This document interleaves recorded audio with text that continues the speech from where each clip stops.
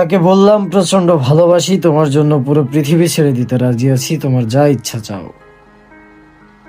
সে বলল, তুমি আমার যোগ্য না, সর্বপ্রথম তুমি আমায় ছেড়ে যাও। তারপর আমি অপেক্ষায় রইলাম।